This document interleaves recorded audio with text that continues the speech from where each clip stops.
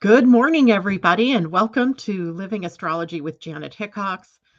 It's time to grab a cup of coffee or tea, sit back and relax, and let's just chat about what is happening up in the stars above for today, tomorrow, and Sunday, the weekend. That means today is Friday. Friday.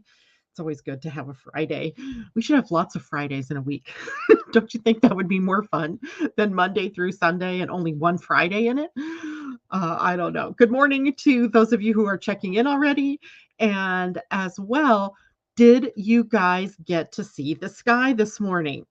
Oh my gosh, it was so beautiful. It was amazing because I had kind of set a little reminder just in my mind, um, asking sort of my guides to wake me up in the right timing, right? So I could view this and praying that, the clouds that come in at night didn't, and they didn't. So it was pretty fabulous. So I woke up, it was like 3 something. And this far north, we start getting light at about 3:30 to 4. It starts to get that twilight look, dawn look, right? Just before the sun comes up.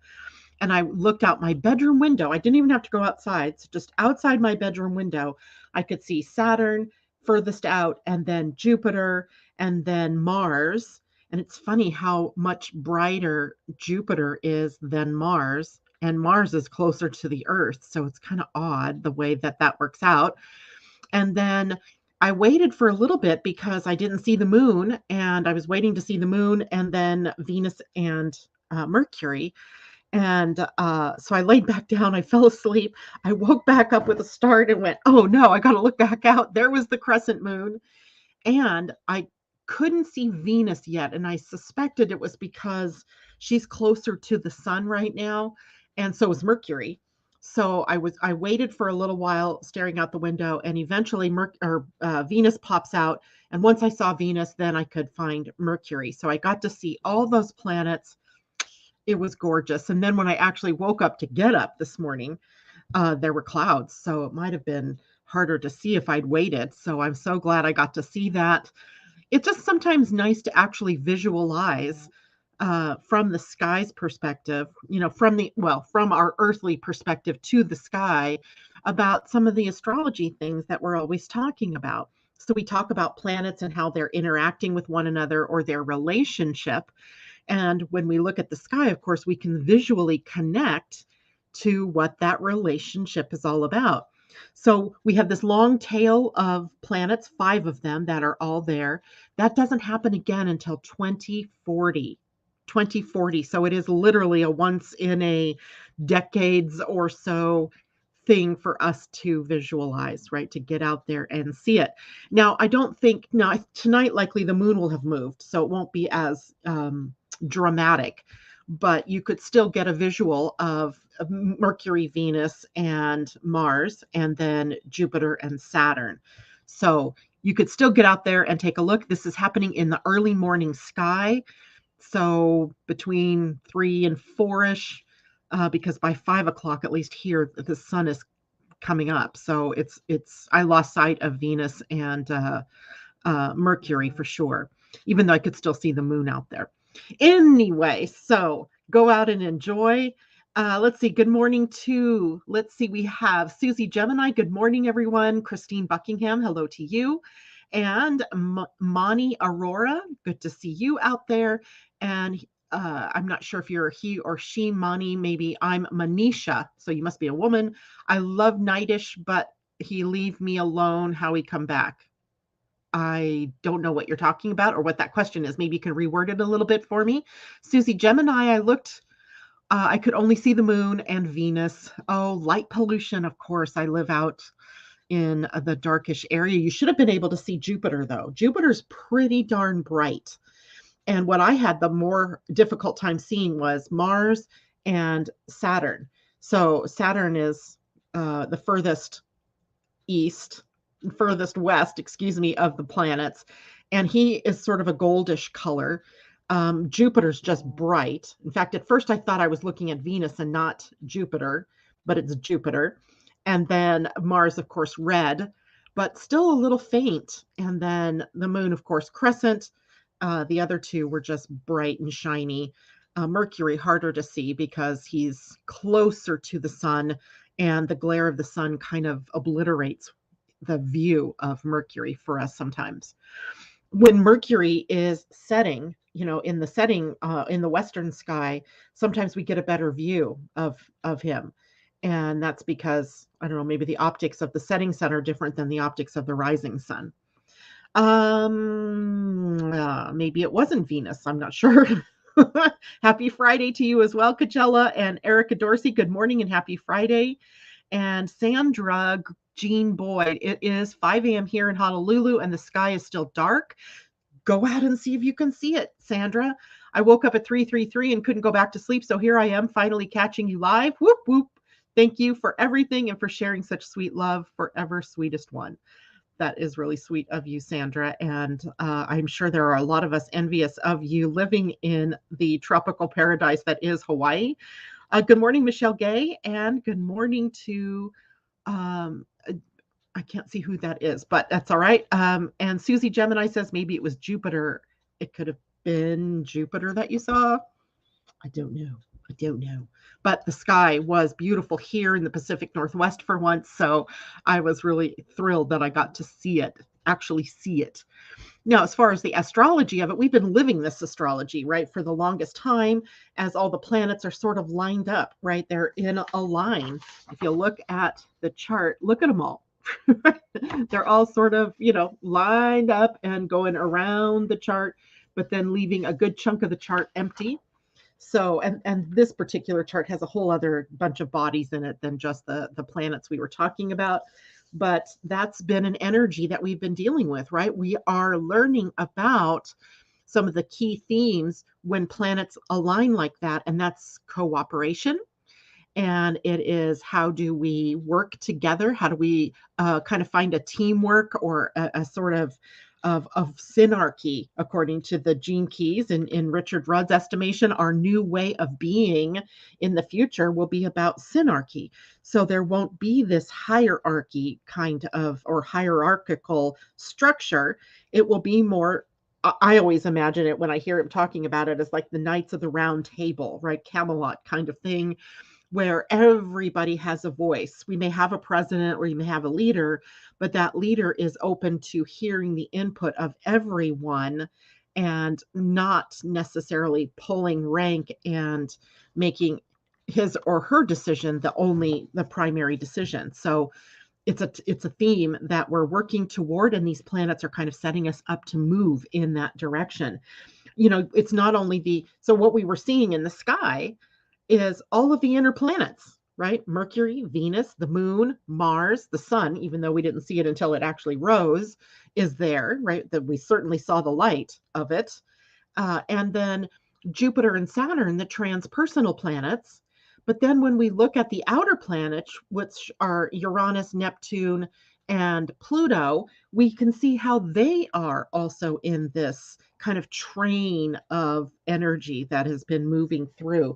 The exception being kind of Pluto as a bit of an outlier, but not by far, right? So we have, in fact, the only thing really in this chart holding, so let me see if I can show you this chart a little bit more. There we go.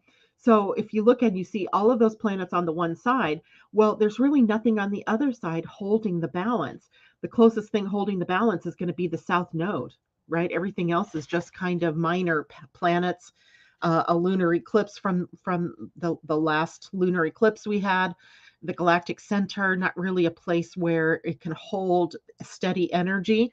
So I think here with the South Node, we're looking at all of the agreements, all of the things from the past, and deciding whether or not they are worthy of carrying on. I heard this morning that Roe v. Wade was definitely overturned. That was an agreement set up back, I think, in the late 70s, mid 70s. And I'm not keen on the idea of that right being taken away, but maybe there's a better way to deal with an unwanted pregnancy that we haven't even thought of yet, right? So it's a possibility that the agreement has outworn its usefulness, and now we have to come up with something different. So things are passing out of our reality and we're opening up to new things in our reality. And this stream of planets kind of in us, it's like a choo-choo train kind of thing. And they're all, moving around the chart. Who's pulling the train right now is actually the sun, right? The sun is in the lead and moving all the planets around with it. And that's at the caboose, we have Pluto, the transformer, right? So batting cleanup, if you will, is Pluto. So if we just look at it from the symbolic mythos of it, it's pretty interesting to think about how all of these planets, all of these things are coming at us for change, being led by the sun, which is the direction that we're here to take, and being closed out by by Pluto, who is the transforming planet, right? The planet of major life cycle changes. So kind of fun. All right. So anybody else with a new comment? Sandra Jean Boyd. Oh, our goddess. I see them all. The crescent Mars. Gee, oh, I love it. Live, right? From a place on the planet that's still in sort of darkness. Thank you for sharing that with us, Sandra. My daughter's first comment to me was, "Did you get a picture of it, Mom?" I'm like, "No, I don't." I mean, I don't even know if I could have gotten a picture of it if I didn't have trees, if I was living on the flats somewhere, because it took up such a big part of the sky, right? That like the spread of planets was so wide. And yet, I mean, you could very clearly see each one in the space it was holding. I'm sure there are people out there, though, that got good pictures. So just do a Google search for them and you'll find them. Um, Susie, Pluto, outer outlier. Yeah, of course. He's the outlier. And not only that, he's the one that's been demoted, right? Of all the planets, Pluto has been demoted. So funny thing. Susie Gemini, that's interesting because capital punishment was reversed 18 years ago, last time with this alignment, right? Interesting, right. And Erica, what all planets are in Aries again? Because I am fired up about structure and communication in my life. All right, so Erica, let's take a look. So right now we have Jupiter at 6 degrees. God dang, I need new glasses. 6 degrees, 52 minutes of Aries. We have Salacia, which is Neptune's wife in mythology. And I don't have much information on her, but she holds sort of the queenship of the oceans, right? So of the deep, the primordial waters. Then we have Chiron in Aries at 16 degrees, 18 minutes or 10 minutes, depending on, which eye I blink. And we have Mars at 22 degrees. And then we have Eris at 24 degrees. So we're about to have a Mars Eris conjunction. I wonder if that is flashback or blowback from the divine feminine against the masculine patriarchy that has deemed Roe v. Wade negligent or non-existent anymore, reversing that. That'll be interesting to see what happens. Do the women get fired up, or do the proponents, the people that feel like rights are being trampled, the right of the woman to choose for herself what she wants to do with her own body, if they get fired up when Mars comes into conjunction with Eris, we're going to see some pretty interesting blowback from the women on the planet or the women in the country. So that'll be interesting to pay attention to over the weekend. Mars and Eris, they're kind of compatible. Mars is warrior, and so is Eris. Mars is the masculine warrior, and he's in attack position. He's attacking Eris in this case. He's the one just before Eris. He's coming into her realm. He's coming into her territory, and he's in rulership here. So what he says what he wants is what has happened. So an attack on Eris, as we all know, led to the Trojan War in mythology. So yeah, we should watch for that. And again, right, this is just the sky, as above, so below. And it is just a sort of framework for the mythology of the things that we're working out in our dual world, on our world that is based in polarity and duality. So in duality, we have the great masculine and great feminine energies, both of them needing to come in balance because we've had centuries of the masculine energy, the patriarchy, being primary, being overpowering the divine feminine. And I don't know what the blowback might be here. And who knows, right? Who knows? Just keep watching. And by the way, we can also set the intention for how we want this to play out. We can set the intention for ourselves because we always have the choice, right? Our choice is how do we respond? And if you are someone who is pro-choice, right, then maybe you participate in some way with pro-choice. Or if you're someone who is the other way, pro-life, then you participate in that to the extent that it feels good for you. But what we don't do is go out and blame and shame and what is that cancel culture kind of stuff now, right? That is so juvenile, so teenager like, right? We have to greet these changes in our world with as much positivity as we can. Because, for one thing, there are a lot of better ways to handle the potential for pregnancy and the outcome of an unwanted pregnancy without resorting to abortion. My sticking thing isn't about abortion or not, it's about the right of the woman to choose. That's the part that gets me. So, anyway, these are big concepts and big things that are going on. And remember, the USA is going through a Pluto return, and all of these things are sort of up for change and transformation. I don't know how long that is going to be able to stay, but we also had another, maybe lesser known Supreme Court ruling this week that allowed Maine church schools to still have access to public funds. And that flies in the face of the Constitution with the separation of church and state. So now we're going to have to, if that's going to hold, and it might, or well, it was a Supreme Court ruling. I don't know how we overrule the Supreme Court. I might have to research that and see because the Supreme Court seems like it's the final word in the land. But I think that in both of these cases, the Supreme Court has kind of trampled the Constitution. So there might be some ramifications about that. It's just interesting to watch, right? But don't get drawn into the drama of it. Just watch because it's interesting to see how all these planets are lining up, how, the transformative power of the sun leading this train of planets and Pluto holding the caboose end is closing chapters, right? Closing chapters, opening up to a new pathway.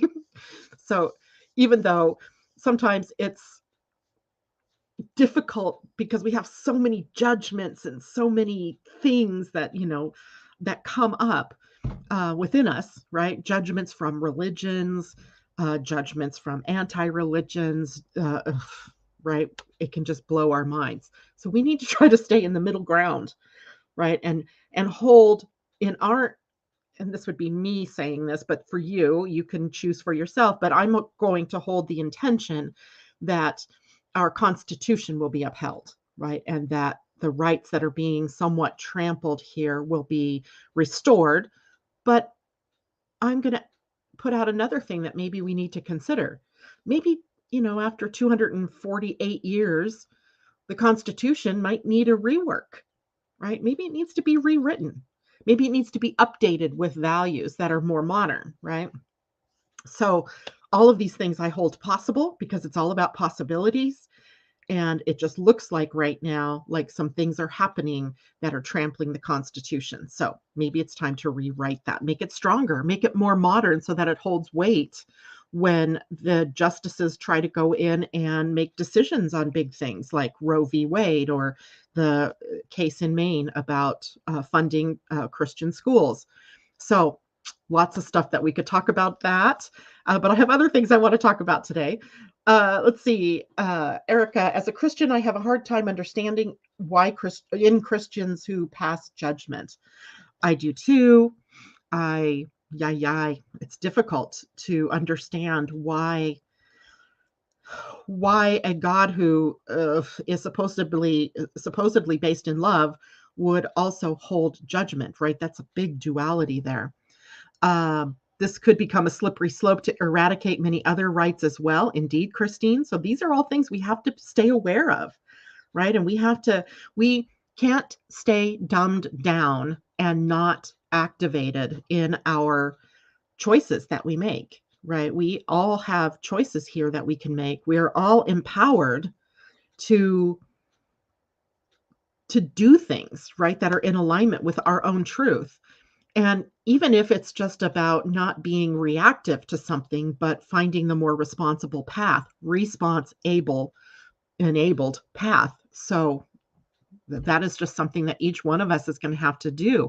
What I would resist doing is creating hate between groups that are, say, pro-choice versus pro-life, or groups that are, any kind of duality. We've got to find the middle road, or all of these planets that are giving us these opportunities to heal these wounds within us is all for naught. And I can't believe for one instance that evolution had that in mind, going backwards. So instead, we're going to move forward. And it's going to take some work. It's just going to take some work. The Supreme Court just overruled an old 1911 law that gave New York City the right to have more safeguards in place for gun ownership. I saw that. I didn't realize that was such an old law on the books, but isn't that interesting? I want to say that the Supreme Court is it's gone too far into legislative territory.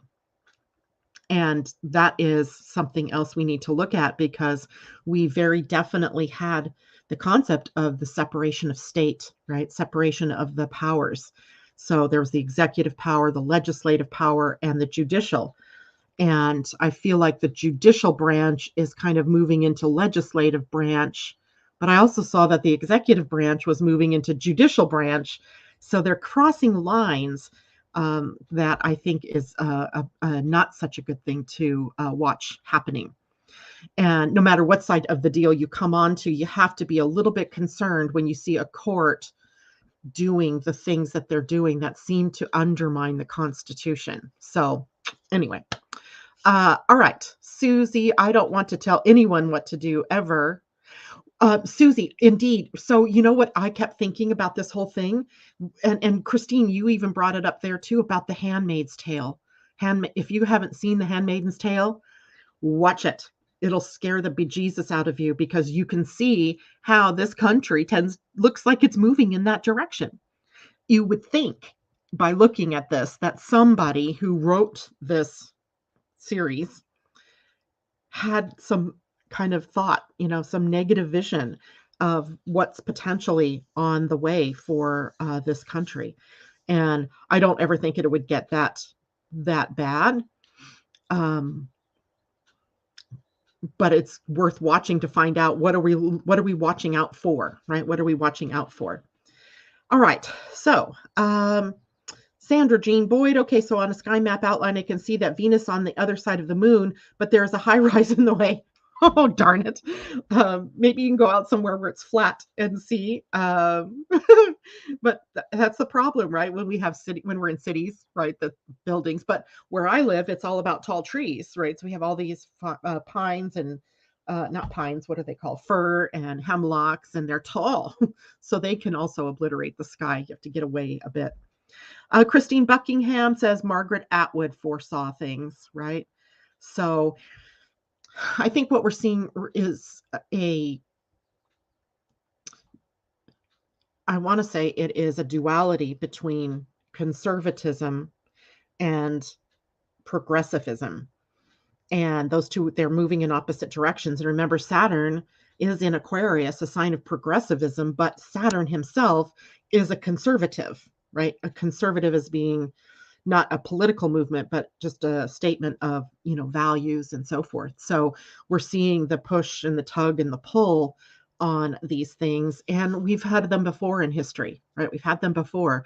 The thing to remember is that Saturn and Jupiter made that conjunction in Aquarius on December 21st, 2020, right? So the energy for the next 20 years is about shifting more to that progressiveness.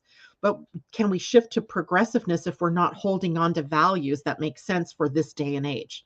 So maybe that's what's at the under seam of all of this. So we shall see.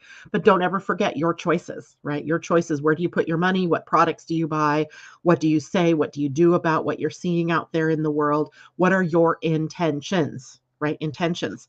So that's another thing that we're talking about here, that I'm really excited about talking about to people as I go more into doing soul alignment, realignment work, is that it is all about our our in joining into the fifth dimensional reality. And the fifth dimension is a dimension of intention. So, what are our intentions, right? If we don't set an intention, then we aren't really moving forward, right? And there may be people with powerful intentions to take us backwards in time, right? To keep us down or to keep us clouded and dumbed down to what's going on. So we have to be the braver souls and have the intention for us seeing the light, for seeing how we can move our brothers and sisters of the planet into more and more light. That's why we came here at this point in time, right? We're holding this light. And I see it in the soul realignment every time I do one. It's so amazing to see the choices that we have made in other lifetimes or even in this lifetime that have created a pull away from our divine light. And now we're able to course correct this, use the power of the fifth dimensional energy of intention and create anew. That's how we become co-creators, right? So that's our choice. That's what we get to do. Erica, I feel that the archaic idea of the church and their roles with man and woman are missing the mark in deeply spiritual connection and in the divine masculine and divine feminism. I think you're right. I think there's a bigger conversation around that. Sandra Jean Boyd, Handmaid's Tale, my favorite series ever. I was so afraid to watch it till the third season, and now I have watched all 2 times and can hardly wait till the next season. I think the next season comes out in September. Susie Gemini, beautifully stated, Erica, and yeah, I think we're all in the know, right? What I like about this is that we are living astrology right now. We are living the cycles of time that are characterized by the planets, but in times past, we weren't as aware of our choices in creating or impacting the future. And right now, what we should really be aware of is the fact that we have a lot of power to impact the future through our co creative abilities, right? So, what do we want? What do you want? Do you want a future where women aren't honored or where they're made slaves or where they're, denigrated in some way or choices taken away from them? Or do you want to live in a world where, and it's not just women, think about, the races, right? We still have this divide there. So if we're going to live intentionally, then what we want to do is intend that everyone has an equal voice, that everyone has equal opportunities, equal choices, right? So that's how we move through these next years. This does get easier over time, right? This does get easier. Right now, it's really high energy and it's really in our faces. And the results of the choices we made are also in our faces. So there's that. Okay, so let's move on to something else, shall we? Today, I wanted to talk a little bit about the moon in Taurus right now, right? Taurus, it goes into the void tomorrow from 12 noon, and this is Pacific Coast time, so 12 noon, 12:03 p.m. to 4:14 p.m., so a very short, like 4-hour void. That's going to be perfect for me. I'm going away for the weekend. I'm going to see Matt Frazier, who is a psychic medium, and my daughters and my friend Londa and I, we are all leaving tonight to go there. And I'm so excited because we set the intention back when we bought the tickets that our deceased loved ones would come through. So I'm really looking forward to getting messages from Brian, and who, of course, it's almost been 1 year since he passed away, and it's just exciting to think about, the energy of that void coming before we actually go into the the actual event that happens when the moon is in Gemini. So communication, messages, right? Knowledge passing from one realm into the other. Woo! I couldn't have planned it better if I tried, and I wonder if Matt in some way knows astrology enough to have planned to do his event at that time. So I'm looking forward to that. But let's talk a little bit about Taurus light first. What's going on with Taurus? Because the sign of Taurus is the moon's favorite sign. In astrology, we say the moon is exalted in Taurus, and it's because it is an emotionally feel good sign. It's nourishing. We get care for one another. We get nurtured.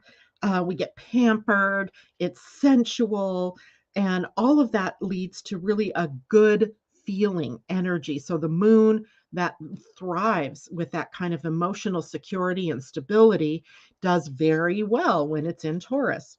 Uh, there's mental, emotional, and physical stability in the sign of Taurus, and that's appealing to the moon as well, and pleasurable experiences abound. Life is full of pleasures and beauty, and I'm here to enjoy it could be one of the mantras that comes up from the moon's light in Taurus. But as we also have the shadow in Taurus, what might that lead to? Stubbornness, unyielding attitudes, inflexibility, materialistic energy or greed, but also decreased self-worth or self-confidence or decreased self-esteem, not being aligned with our values, and having a survival mindset. So Taurus, being the first earth sign, is really concerned with ideals like security and stability and a foundation that's built for that security. So survival mindset, meaning we might choose things from fear instead of from love.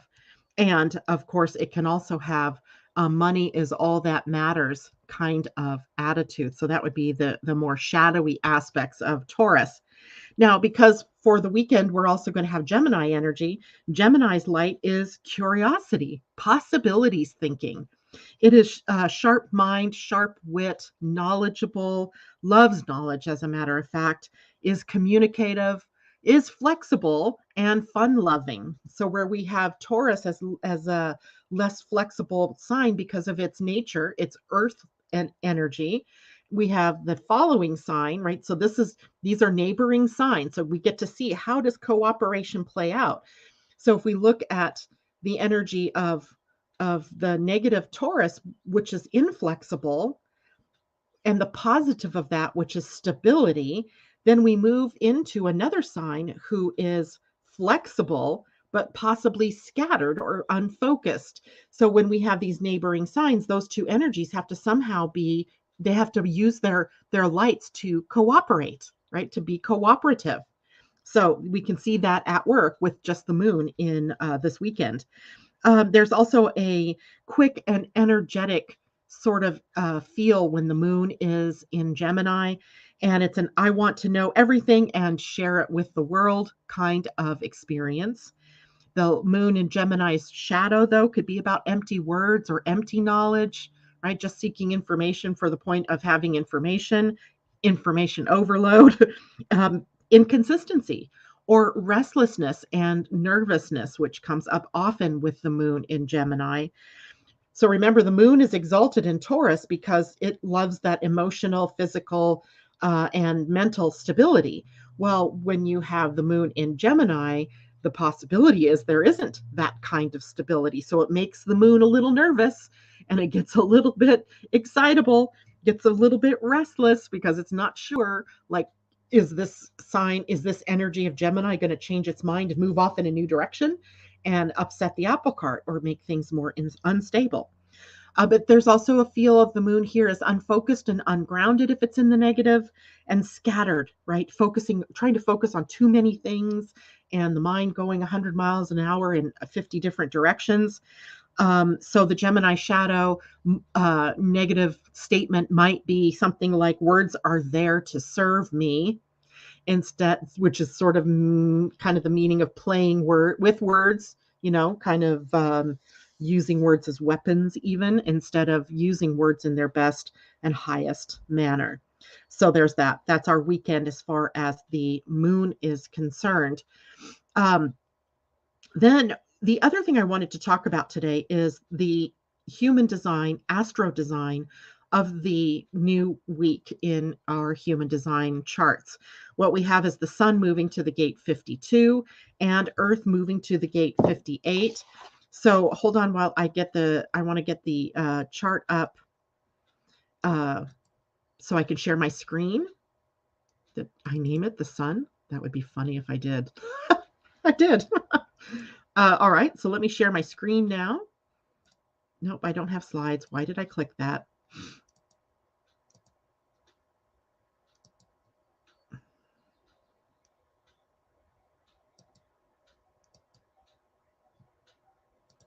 Here we go. So what you guys should be seeing is the chart, the human design chart or astro design chart. I love this chart because it has both the astrology of the day, and as well the gates and the gates, and it also has the I Ching. I always forget to mention that these little symbols here are the representation of the gate as far as the I Ching is concerned. So what we have coming up this weekend, let me see if I can make this screen a little bit bigger, is that we have the moon and the sun both residing in the root center. And the root center is a center for endurance, for perseverance, the stress or outward into the world, right? So we take the energies of the roots, if the gates that move upward pressure us to do something, to move it to the sacral. The gates on the left uh, push us or pressure us to survive or thrive or succeed. And the pressure on the other side goes off to the emotional center. So here we are being pressured to use our emotions in a way that's positive, right? To be emotionally intelligent. So the root center itself is a very powerful center. And in its endurance, it can create a sense of always wanting to do or have to be in the process of doing something. So it values action, but yet, one of the gates on the root center is where the sun is sitting this week, is called the gate of stillness. And it has an energy around it that might feel very difficult for us if we're buying into pressure to do something. So, the gate of stillness itself is about waiting for the right timing to take action, stopping, right? Stopping yourself, taking stock of, well, what is the world showing me? What's my inner guidance telling me, right? So if we're always busy trying to do and do more and do more, then we might miss the signals because we didn't take the time to be still, to be quiet, right? So this is in the traditional human design called the gate of stillness. In I Ching, this is called the gate, keeping still mountain. The I Ching hexagram, excuse me, is called keeping still mountain. So it has this sort of picture, this connection to stillness, just beingness, right? So the sun planting itself there in this particular week is putting it in an opposition to where it is at Christmas time, right? Christmas time, the earth is in the gate 52, but here at the end of June, it is the sun that is at the gate 52. I think we have an easier time of it when the sun is there or when the earth is there at Christmas time because it's colder, at least in the northern hemisphere, and it's Christmas, so we're doing more internal searching. It just connotes more of that more contemplative energy. But in the summertime, this might be very difficult for us to slow down. And so this week, which actually begins tomorrow, it's the 25th through the 30th, so right up till the end of the month, takes us into being still, waiting for the right timing to make a decision or to concentrate our energy on something. And sometimes the sun sitting at this gate, especially the sun, can make us feel a little like we have ADD or ADHD, right? Like there's so much to be done, or so many things we want to do, or so much we could do. And we feel the pressure because it's the root center. We feel the pressure to go out and do. but we may be leaping out and leaping into new opportunities and so forth in the complete and awful wrong timing. So we want to wait. So we have perfect timing, right? The right timing. And sometimes with this gate, we have to wait for the bigger perspective to be shown to us, the bigger picture, the purpose behind something, the purpose behind the action. And that might require us to pause, right? To wait. And once we get then the answer to that question, what is going on here, then we can take steps, right? Then we can take action. And a lot of this has to do with what type you are as well, right? If you're a generator or manifesting generator type, you are here to respond to what shows up in your outer world, but not to feel the pressure from an inner inkling that I should do, or I could do, or I want to do. And so I'm just going to do without something outside of me that matches the picture of what I want to do inside of me, right? Does that make sense? If you have a question, you can always put that in the chat and I'll go back to that screen. The unbalanced expression here, or the shadow expression here, is really stress. In the gene keys, stress is the lowest, the shadow energy, and it's about attention deficit, right? It's really about letting overwhelm. What direction do I go? What do I do? Paralyze you, or cause you to fail to act, or to act without waiting. Kind of both can happen. So having to wait is about gathering your forces around you, getting clarity about what next steps need to take place based on your type. By the way, if you're a projector, you're waiting for an invitation, right?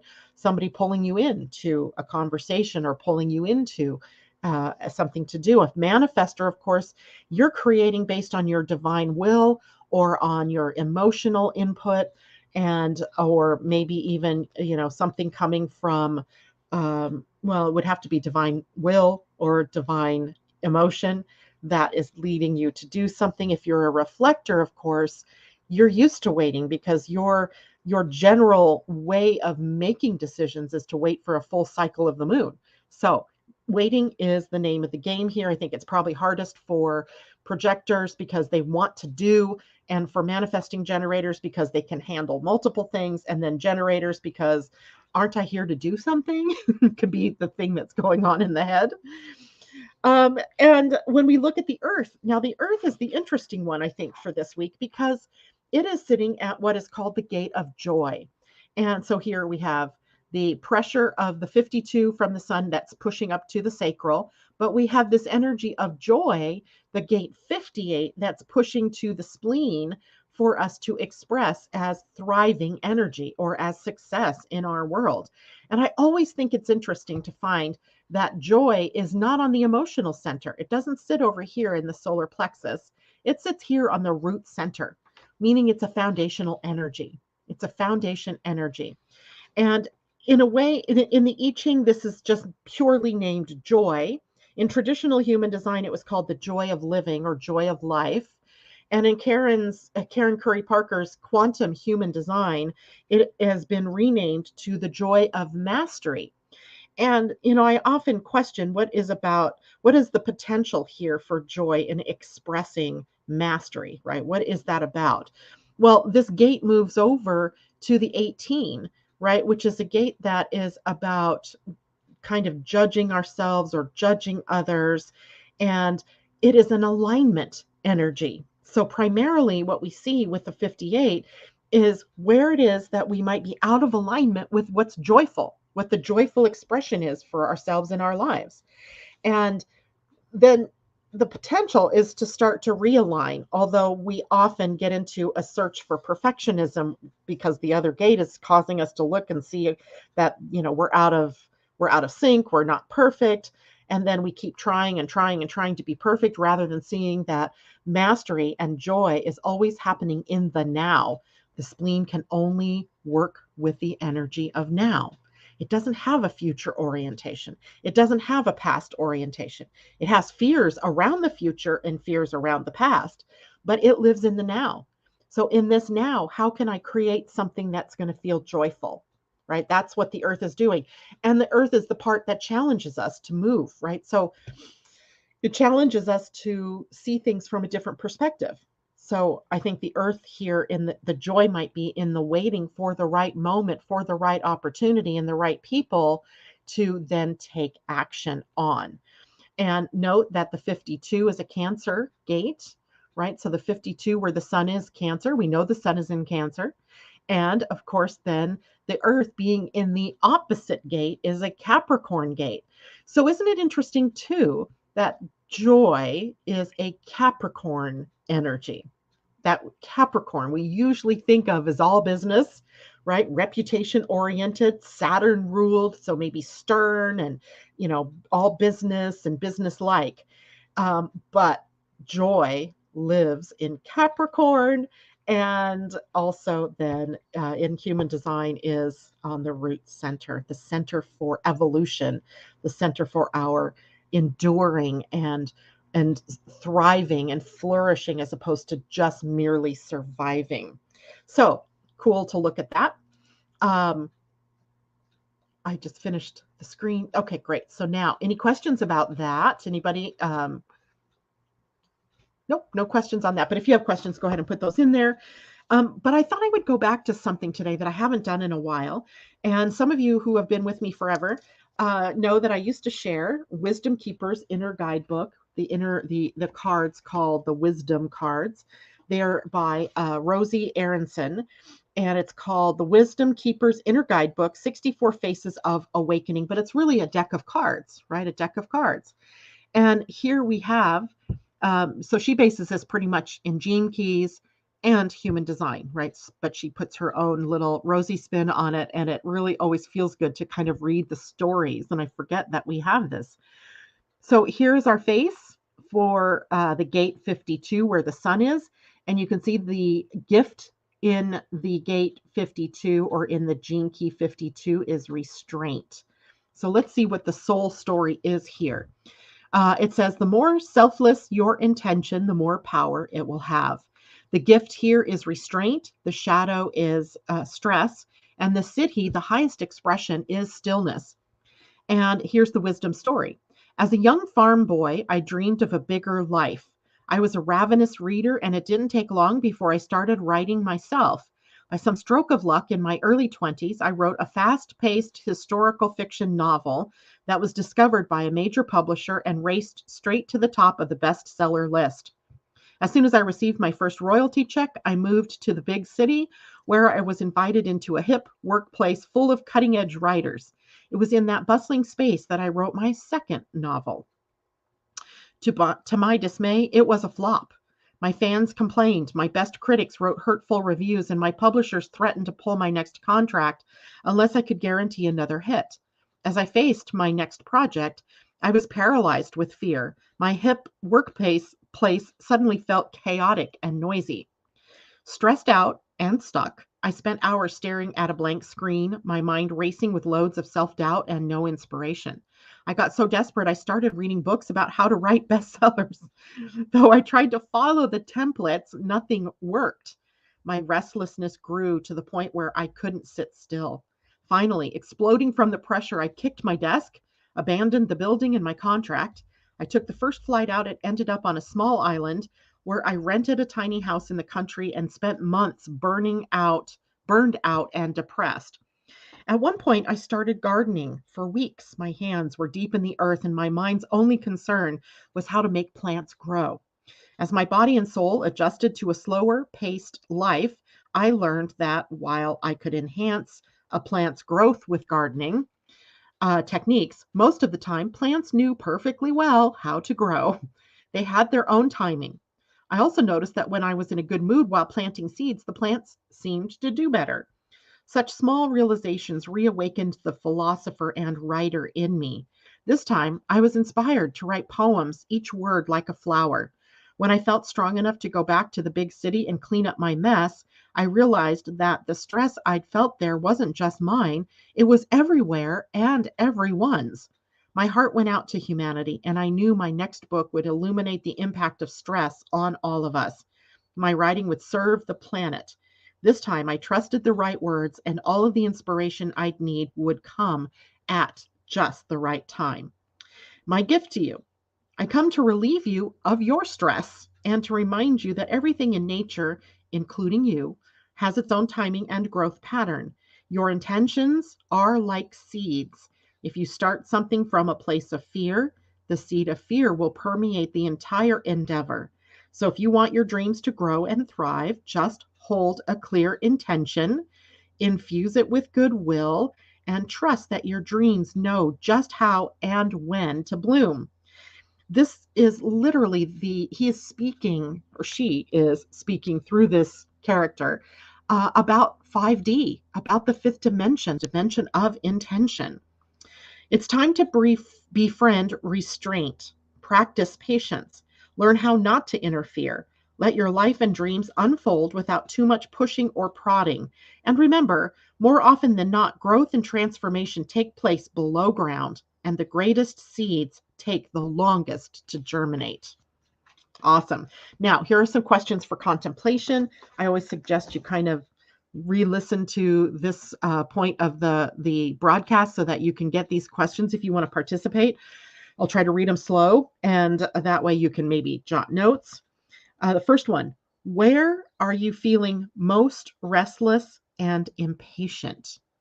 Where are you feeling most restless and impatient? The next question, where do you feel most stuck? Where do you feel most stuck? What are the ways you experience and express stress? That's a good question. What are the ways you experience and express stress? The next one, is your body currently showing signs of burnout? That's always a big one. Is your body currently showing signs of burnout? And then think of a time you practiced restraint and it paid off. Think of a time you practiced restraint and it paid off. Reflect upon a current project. How can you re-infuse it with goodwill and a loving intention? And what is a simple way you can reconnect with stillness today? What is a simple way you can reconnect with stillness today? So this is the card Restraint. He looks kind of chill, doesn't he? I can't tell what bird that is on his forehead. Kind of looks like, I don't know, maybe pheasant would have longer feathers, but anyway, there you have it. So it's kind of fun to read these stories. And I was going to take the time to read the Earth one too, if you guys are up to that. The Earth, look at this one. Doesn't he look like he's just about to go have some fun? And it's called Vitality, joy in the gift, and the gift is vitality and joyfulness or bliss in the highest expression. He just looks like he's going to go have some fun. Look at all those turtles on his face. Just lots of fun stuff in the symbology here. All right, so this is vitality in the gift and dissatisfaction is the shadow. By the way, this is where the Earth is. And Siddhi is bliss. And he says, as soon as I could stand up, I was on a surfboard. As a young boy, all I wanted to do was play in the water and ride the waves. One day while surfing, I experienced a moment of pure bliss. I spent the next 10 years trying to recreate that experience. I worked hard to improve my instincts, stamina, and skills. The stronger I got, the more compelled I felt to improve the world as well. So I dove into self-help philosophy like the ocean, swimming from book to book, teacher to teacher, but never finding anything that truly satisfied me. The only truths that really made sense were the ones I learned from surfing. Surfing taught me about healthy and unhealthy fear. It taught me about perfectionism and flexibility. It taught me about joy and freedom. It taught me about being in the now. So I wrote a book about it, and before I knew it, I was on tour inspiring people all over the country. But still, I felt dissatisfied. Teaching and traveling were stressing me out, and I wasn't surfing enough. So I booked a trip to a renowned surfing site, determined to unhook from the world and reconnect with my joy. But a wave came in that I wasn't prepared for. The damage to my body from the accident was so great that I was told I might never walk again. It was while lying flat on my back in the hospital for months that my true spiritual path began. At first, my spirit was crushed. But over time, as I accepted that this was my new life, I began to learn at the deepest level that there were no future and there was no future and no past. There was only now. Anytime I fought that truth, I was interfering with life itself. As I surrendered to this truth, I began to experience unexpected moments of bliss, though I had very little to be happy about. Within 2 years, I was walking. Within two more, I was back on a surfboard. I was so grateful to be there at all that all attachments fell away. It wasn't about the waves, my skill or performance, or even about how great the experience was. It was just about being a tiny drop in the vast ocean all at once. Today, I bring people of all shapes, ages, and abilities to the ocean to swim with the dolphins.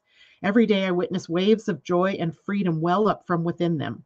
I do not regret one moment of the painful yet transformative journey that brought me here. My gift to you. I'm here to tell you that it's time to stop fighting your true nature. You were born with life force and vitality within you that must be expressed. You can attempt to interfere with it by trying to recreate it or by resisting dissatisfaction. But there's nothing you can do to get rid of this life pulsing within you. So you might as well surrender. Dissatisfaction is a natural part of life. Without it, none of us would know, or none of us would evolve or be motivated to make this world a better place. When you allow life to express itself through you without resistance or judgment, bliss happens naturally. The future is not in your hands. It does not even exist.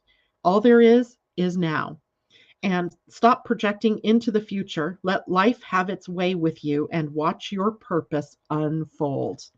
Love it. Love it. Love it. So vitality, joy being the city, and great lesson for all of us going into this particular week. Some of the questions for contemplation. I think what I'll do is a blog post for this and then post it in my Living Astrology page and also in the community page.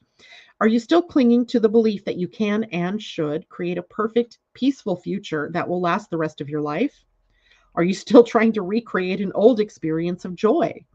Are you looking for happiness outside of yourself? How have your unsatisfying experiences contributed to your evolution and growth as a person, to the service you provide? When have you experienced your vitality or a moment of bliss? Make a list of your life's greatest dissatisfactions. How do you try to resolve or avoid these dissatisfactions? For a day or a week, go on a resolution avoidance diet. Well, we have a week, right? Because the Earth will be sitting here from tomorrow until June 30th. So some great stuff. This is again Rosie Aronson, the Wisdom Keeper's Inner Guidebook. It comes with the deck of cards that is the Wisdom Keepers, right? So it's a deck of cards. It's so beautiful. I really, really love the work she did in this. Okay, so how's everybody doing? I know I love it, don't you? Have a great weekend, everybody. Everybody's checking out and getting ready to leave. I guess it is getting close to time. I will be back on Monday and we'll take a look at the week ahead. We're tipping into July as of next week, right? I can't even believe that. As well, I want to let people know that, remember last year before my son died, I was working on a book, a monthly guidebook for living through human design and living through astrology. So it's called AstroDesign, right? Live by AstroDesign. So I'm releasing those chapters month by month for the rest of this year for free, right? So I'm going to be posting them up. So July's will hopefully be up by next week. Well, it'll have to be up by next week so you know what July is going to bring. It'll be in download format. So all you have to do is download it and it'll go week by week with some things, key things for you to remember or to keep in mind. And it'll be absolutely free. And then August, September, October, November, December will come out, and then next year, hopefully I will have the whole year coming out at the same time. So I just wanted to make you aware of that. And that's it for me today. You guys have a great weekend. I intend on having a wonderful weekend, a great experience in a new place that I've never been. And that's how I'm going to hold myself for possibilities of endless experiences of fun and joy. Got it. All right. Take care, everybody. Bye for now.